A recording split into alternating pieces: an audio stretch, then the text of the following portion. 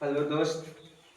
आज हम अध्ययन करेंगे UP board physics class 11th का एक इम्पोर्टेंट टॉपिक है सिग्निफिकेंट फिगर, सार्थक अंक। इसके पहले हमने एक या दो वीडियो बना चुका है। भौतिक जगत तथा मापन पहले ही अध्याय पर आधारित था। कुछ टॉपिक बीत जाने के बाद अब हम अध्ययन करेंगे सार्थक अंक पर। यदि इससे पहले की वीडियो आप नहीं देखे हो तो इसी चैनल पर science study with Amit Yadav के ऑनलाइन प्लेटफॉर्म पे ही वो वीडियो अपलोड है, उसको भी आप देख सकते हैं। और यदि चैनल को सब्सक्राइब नहीं किए हो तो सब्सक्राइब कर सकते हैं। तो आइए शुरुआत करते हैं सार्थक अंक की। कहते किसे तो किसी किसी मापक यंत्र, किसी मापक यंत्र की, किसी मापक यंत्र की यथार्थता, किसी मापक यंत्र की यथार्थता की सीमा के अंदर, यथार्थता की सीमा के अंदर भौतिक राशि के मान को, भौतिक राशि के, भौतिक राशि के मान को सार्थक अंक कहते हैं। सार्थक अंक कहते हैं, सार्थक अंक कहते हैं। देखिए, कोई भी मापक यंत्र जैसे मीटर स्केल है, मीटर स्केल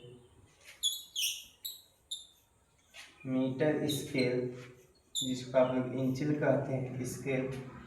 तो किसी भी मापक यंत्र की यथार्थता की सीमा के अंदर, मतलब किसी भी भौतिक राशि, जैसे अब हम मीटर स्केल से दूरी मापते हैं, रेखाखंड की लंबाइयों को मापते हैं, तो एक तरीके से वो दूरी है। जब उसको हम मापेंगे तो मापक यंत्र की यथार्थता की सीमा के अंदर, अर्थात मीटर स्केल से कितनी मान को हम शुद्ध माप सकते हैं, सेंटीमीटर को और मिलीमीटर को ही माप सकते हैं, इंच में सही माप सकते हैं। तो इसी की यथार्थता के अंदर किसी भी भौतिक राशि, जैसे एक लंबाई हो गई, तो इसी के मान को हम कहते हैं सार्थक अंक, हम कहते हैं सार्थक अंक। अब हम जानेंगे कि सार्थक अंक गिनने का नियम क्या है। सार्थक अंक गिनने के नियम, सार्थक अंक गिनने के नियम, गिनने के नियम, सार्थक अंक गिनने के नियम। पहला नियम है सभी अशून्य अंक, सभी अशून्य अंक सार्थक अंक होते हैं। सभी अशून्य अंक सार्थक अंक होते हैं। सभी अशून्य अंक सार्थक अंक होते हैं। जैसे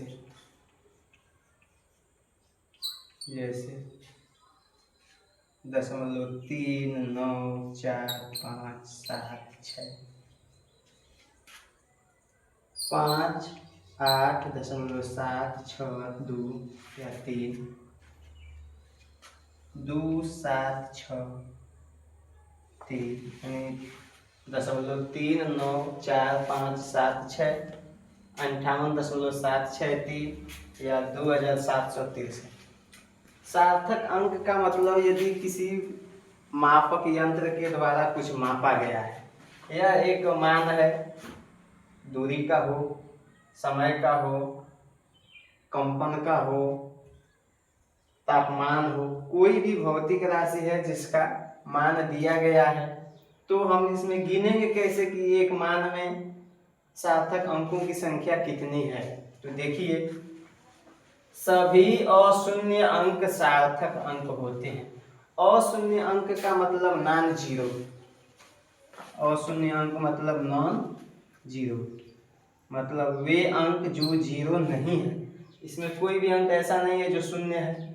तो जितने अंक शून्य नहीं होंगे वो सभी के सभी सार्थक अंक ही होंगे। इसका मतलब यदि किसी भौतिक राशि का मान दे दिया गया है कि 0.394567 इसमें सार्थक अंकों की संख्या कितनी है, यही परीक्षाओं में पूछा जाएगा कि इसमें सार्थक अंक गिनकर बताइए कि सार्थक अंकों की संख्या कितनी है। 58.763 में सार्थक अंकों की संख्या कितनी है। तो सार्थक अंकों की जो संख्या होगी हम गिनेंगे कैसे, तो सभी अशून्य अंक सार्थक अंक होते हैं, यानी जिनका मान जीरो नहीं है वे सब के सब सार्थक होंगे। 1 2 3 4 5 6 छह अंक हैं तो सार्थक अंकों की संख्या इसमें कितनी हो गई 6। ऐसे इसमें देखेंगे 1 2 3 4 5, तो 5 अंक हैं तो सार्थक अंकों की संख्या कितनी हो जाएगी, सार्थक अंक की संख्या 5 हो जाएगी। इसमें देखिए 1 2 3 4 अंकों की ये संख्या है और कोई भी अंक इसमें जीरो नहीं है। इसका मतलब इसमें सार्थक अंकों की संख्या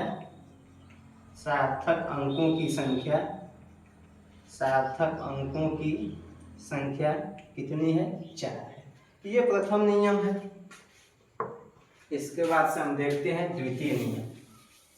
सार्थक अंक गिनने के कितने नियम हैं।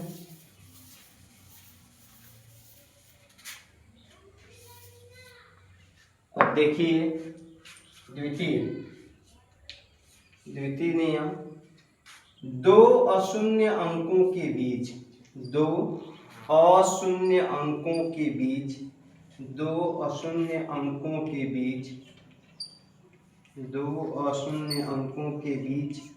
के सभी शून्य सार्थक अंक होते हैं।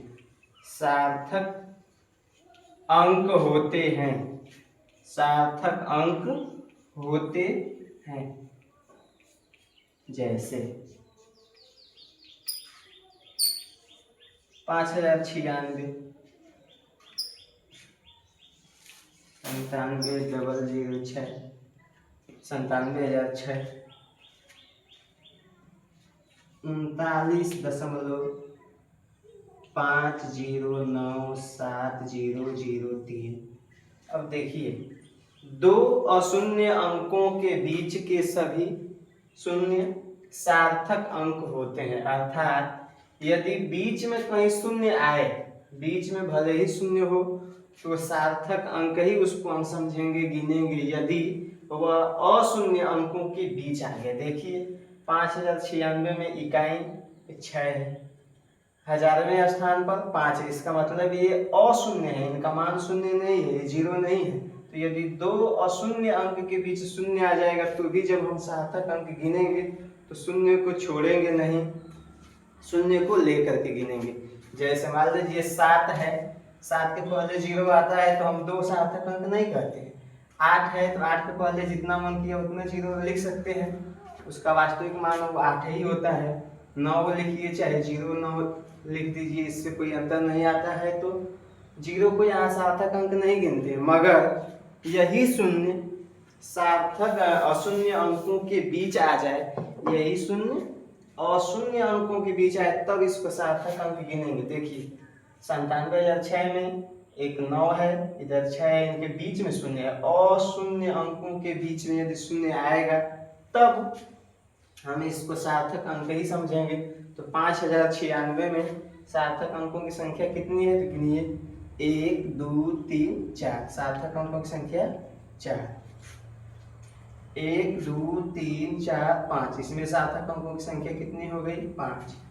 39.50970003 में सार्थक अंकों की संख्या। तो हम देखेंगे कि जो शून्य आया है क्या अशून्य अंकों के बीच है, तो एकदम है। 3 भी अशून्य है, यहाँ का भी 3 अशून्य है, तो इनके बीच में शून्य आएगा तो भी उसको हम सार्थक अंक ही समझेंगे। तो 1 2 3 4 5 6 7 8 9, इसमें सार्थक अंक की संख्या कितनी हो गई, सार्थक अंक की संख्या 9 है। अब हम तीसरा नियम देखते हैं, सार्थक अंक गिनने का तृतीय नियम।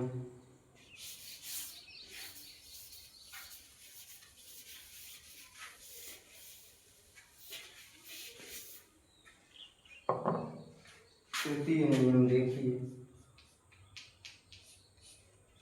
देखिए 5 है या 0.5 है, तब तो हम 0 का कोई बहुत वैल्यू देते नहीं है, इसको कह देते हैं कि यह 5 है। उस समय शून्य को सार्थक अंक नहीं मानते, मगर हम देखे हैं कि जैसे ही अशून्य अंकों के बीच वो आना शुरू हुआ था तो हम शून्य को सार्थक अंक समझते हैं।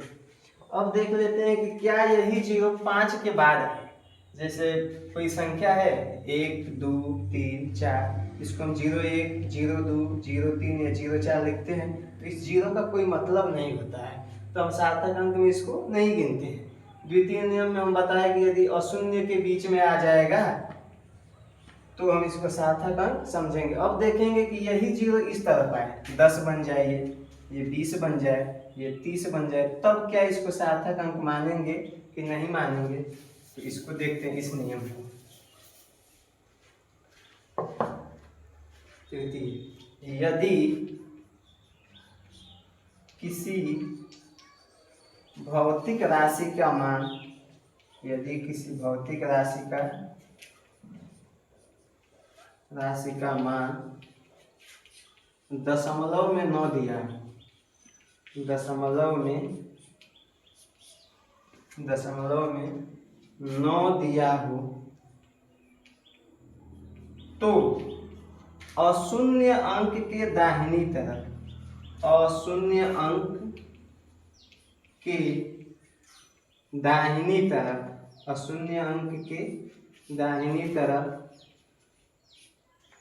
तरफ के सभी शून्य सार्थक अंक नहीं माने जाते हैं, सार्थक अंक नहीं माने जाते हैं। जैसे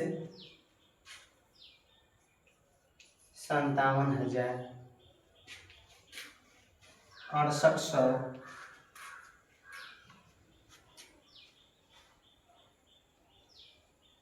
20,300।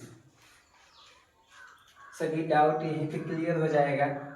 देखिए, जब सार्थक अंक को गिनने के नियम बनाए जा रहे थे तो ये सोचा गया कि मान लीजिए यदि हम किसी भौतिक राशि का मान 5 किलोग्राम कहते हैं, 5 किलोग्राम कहते हैं, उसी को ग्राम में लिख देंगे तो 5,000 आ जाए, इसको ग्राम में लिख देंगे तो ये 5,000, तो हमारे सार्थक अंकों पर कोई प्रभाव न पड़े। अब यहाँ तो एक सार्थक अंक है, यहाँ 4 हो जाएंगे, तो इसीलिए इसके मान पे कोई प्रभाव न पड़े। ये नियम बनाया गया कि यदि संख्या दशमलव में नहीं है तो अशून्य अंक के दाहिनी तरफ के जितने शून्य होंगे उनको हम सार्थक अंक नहीं समझेंगे। अब देखिए, यदि किसी भौतिक राशि का मान दशमलव में 9 दिया गया हो, एक भी मान दशमलव में यदि नहीं है, तो अशून्य अंक के दाहिनी तरफ, अशून्य मतलब जिसका मान शून्य नहीं है, 7 शून्य नहीं है, इसमें 6800 में 8 शून्य नहीं है, 20,300 में 3 शून्य नहीं है, शून्य के बराबर नहीं है, तो इन अशून्य अंकों के दाहिनी तरफ यदि शून्य आएगा तो उसको हम सार्थक अंक में नहीं गिनेंगे। इसका मतलब कि हम 1 2 3 4 5 सार्थक अंक नहीं बताएंगे, अशून्य के दाहिनी तरफ जितने शून्य हैं उनको छोड़ देंगे, तो सिर्फ 1 2, तो 57,000 में सार्थक अंक कितने हुए, सार्थक अंक 2। 6800 में सार्थक अंक 1 2, इसमें भी सार्थक अंक 2, इसमें अशून्य के दाहिनी ओर सार्थक अंक जब गिनेंगे तो अशून्य के दाहिनी ओर जितने शून्य हैं उनको छोड़ ही देंगे, इनको हम छोड़ देंगे।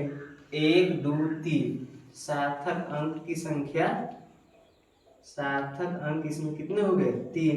इसके पहले हम नियम पढ़े हैं कि 2 अशून्य के बीच में शून्य आएगा उसको हम सार्थक अंक कहेंगे, मगर दाहिनी तरफ अशून्य के आया यदि संख्या दशमलव में नहीं है तो उस स्थिति में अशून्य के दाहिनी तरफ के शून्यों को हम सार्थक अंक नहीं कहते, या यही संख्या ऐसी होती कि 0 0 0 5 है, तब तो इसके आगे कितने भी जीरो हो उसका कोई मान ही नहीं होता है, तो हम वही अंक गिनते। ऐसे भी यदि अंक पलट दिए जाएं तो अशून्य के दाहिनी तरफ यदि जितने शून्य होंगे उनको भी हम सार्थक अंक नहीं कहेंगे। अब गिनेंगे, हम देखेंगे चौथा नियम।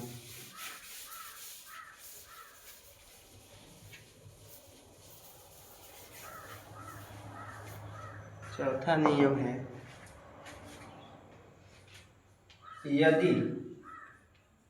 यदि संख्या दशमलव में हो, यदि संख्या दशमलव में हो तो दशमलव के दाहिनी तरफ, दशमलव के ठीक दाहिनी तरफ, ठीक दाहिनी तरफ के शून्य सार्थक अंक नहीं होते हैं, सार्थक अंक नहीं होते हैं, नहीं होते हैं। यदि संख्या दशमलव में हो तो दशमलव के ठीक दाहिनी तरफ के शून्य सार्थक अंक नहीं होते हैं। जैसे एक संख्या है 97.003, चलिए इसको 4 लिख 3 4 दो अंकों में और लिख देते हैं 97.003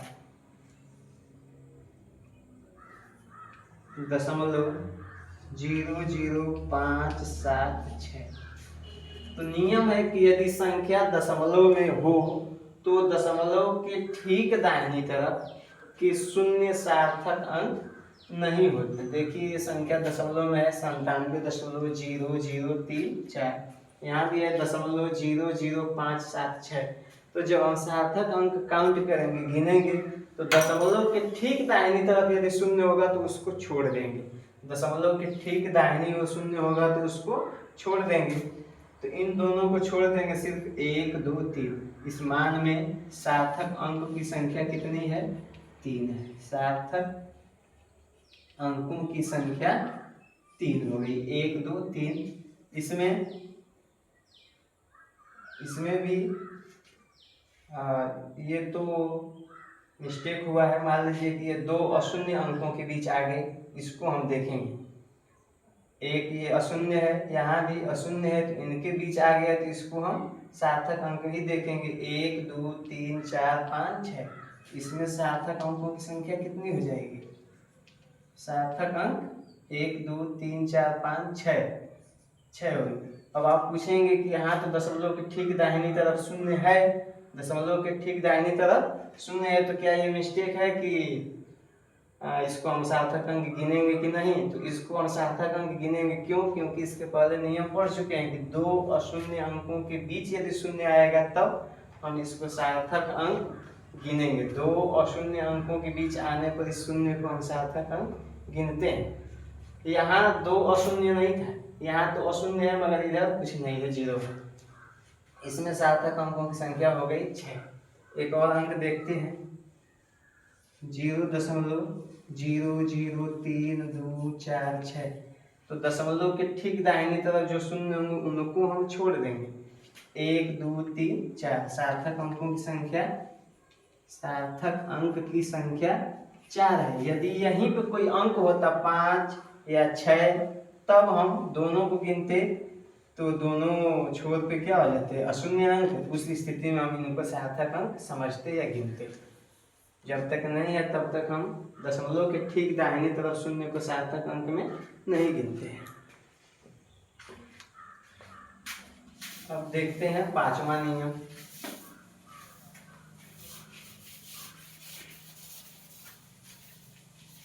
सार्थक अंक गिनने के 5वें नियम।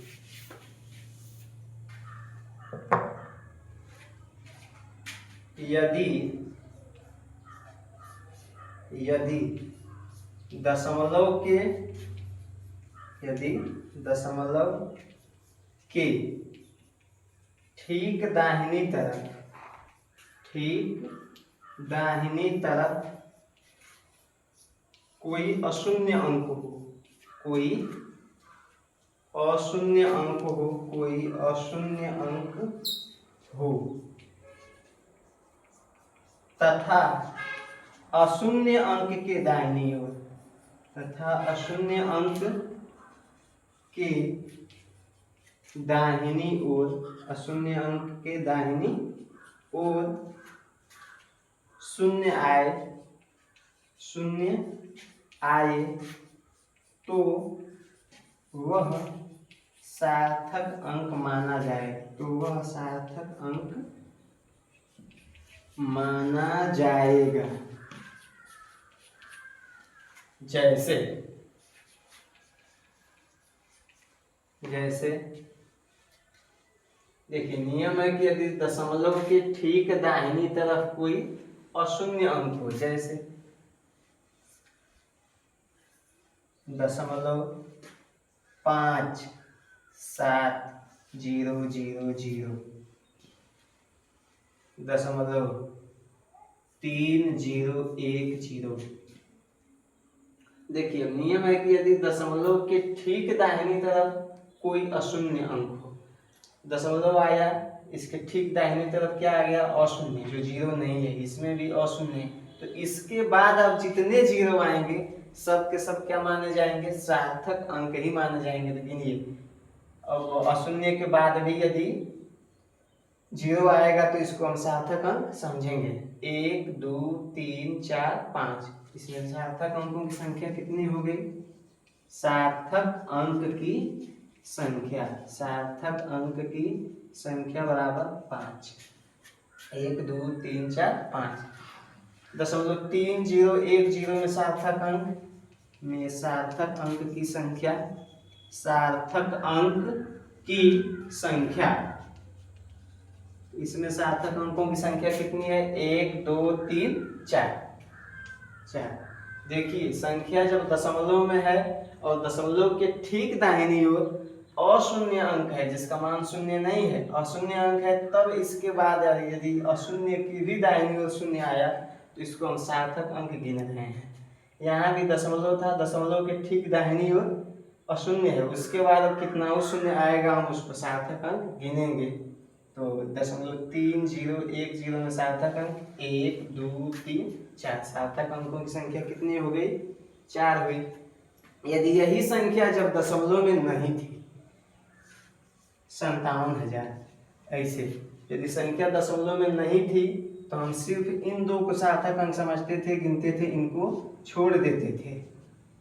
और यही संख्या दशमलव के बाद 0.0057 आ जाती थी जब, तो हम गिनते थे, तो दशमलव के ठीक दाहिनी ओर के शून्यों को हम सार्थक अंक में नहीं गिनते। यहाँ क्या हो रहा है, दशमलव के ठीक दाहिनी ओर पहले अशून्य अंक आया है और इसी अशून्य अंक के आ जाने के बाद यदि शून्य आ रहा है तो सार्थक अंक हो जा रहा है, इसको हम शून्य को तब सार्थक अंक में गिन रहे हैं। अब हम छठवां नियम देखेंगे।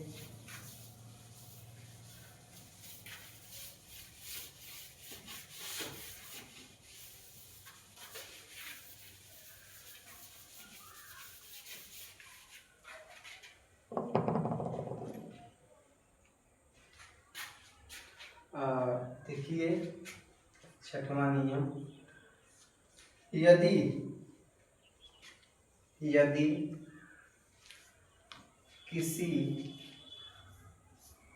किसी भौतिक राशि के मान में, यदि किसी भौतिक राशि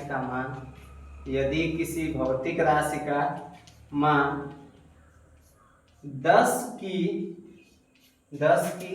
घात के गुणांक के रूप में दिया हो, 10 की घात के गुणांक के रूप में दिया हो, तो 10 की घात को सार्थक अंक में नहीं गिनते हैं। जैसे मान लीजिए 2.25 गुणे 10 की पावर 8 दिया हो, 2.25 गुणे 10 की पावर 8।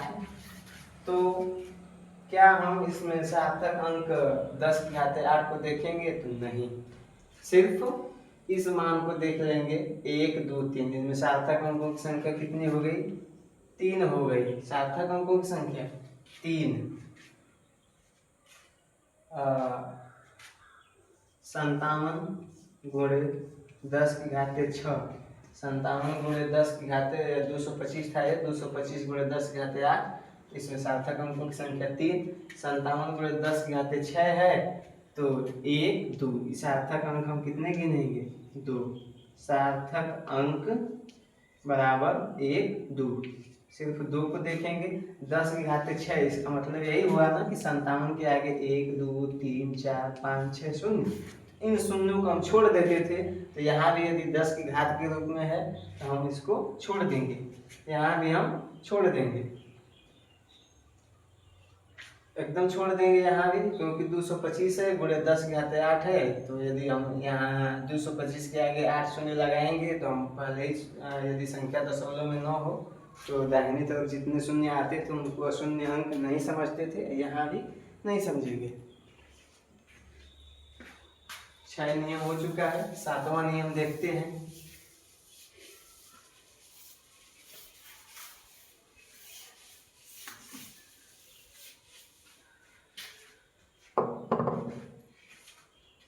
यदि यदि अशून्य अंक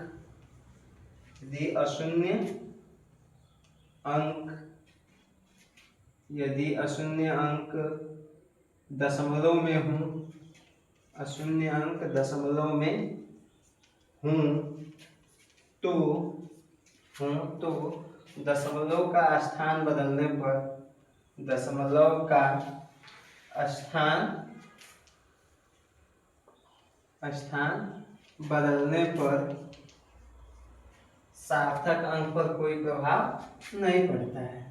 सार्थक अंक पर कोई प्रभाव नहीं पड़ता है, सार्थक अंक पर कोई प्रभाव नहीं पड़ता है। जैसे हम देखते हैं सार्थक अंक पर कोई प्रभाव नहीं पड़ेगा। जैसे मान लीजिए 57.006 है, ये अशून्य अंक है ना, 57.573 है। तो अशून्य अंक के बीच में यदि जो दशमलव है इसका क्रम कहीं भी हो जाए, यहाँ भी आ जाएगा सबसे पहले, तो भी सार्थक अंकों की गिनती में कोई अंतर नहीं आएगा। 1 2 3 4 5 6, सार्थक अंकों की संख्या 6 है, यहाँ भी 1 2 3 4 5 6, सार्थक अंकों की संख्या 6 ही होगी।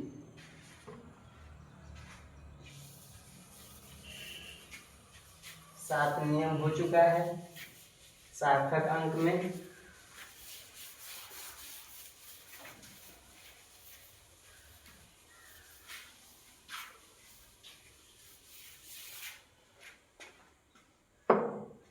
यदि 8वां नियम,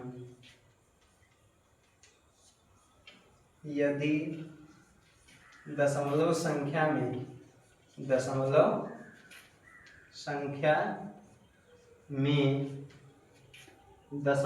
के बाईं ओर, दशमलव संख्या में दशमलव के बाईं ओर शून्य या अशून्य अंक के बाईं ओर, अशून्य अंक के बाईं ओर अशून्य अंक हो तो वह सार्थक अंक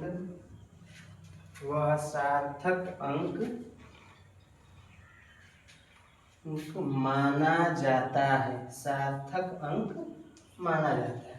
देखिए, यदि दशमलव संख्या में दशमलव के बाईं ओर शून्य हो या अशून्य अंक हो, उसके भी बाईं ओर अशून्य हो, जैसे दशमलव 3 इधर हो गया, यदि दशमलव के बाईं ओर 0 हो या दशमलव के बाईं ओर अशून्य हो, इनके बाईं ओर भी यदि कोई अशून्य अंक होगा तो इनको हम सार्थक अंक ही समझेंगे। 1 2 3, शायद इसमें सार्थक अंकों की संख्या कितनी हो गई? 3।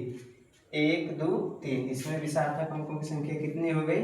3। और आप जानते ही हैं कि सभी अशून्य अंक सार्थक होते हैं, तो देखिए इसमें कोई भी शून्य नहीं है तो भी सार्थक, अंकों की संख्या 3 हो गई। यहाँ दो अशून्य अंकों के बीच संयोग से शून्य है तो भी सार्थक अंक ही समझेंगे। तो आज के लिए बस इतना ही। और इसी तरह की वीडियो पाने के लिए आप हमेशा चैनल पर अपडेट लेते रहें और चैनल को अधिक से अधिक शेयर कीजिए, सब्सक्राइब कीजिए। धन्यवाद।